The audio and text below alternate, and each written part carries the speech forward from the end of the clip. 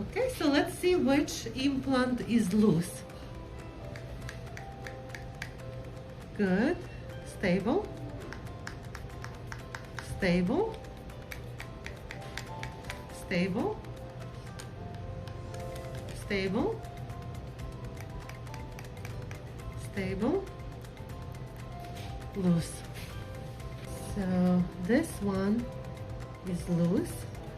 The expander is in the mouth for a long time, so it's time to take out some loose implants.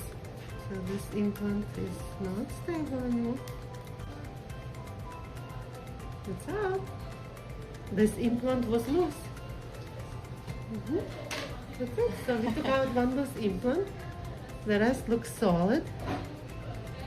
Thank you, and this will heal.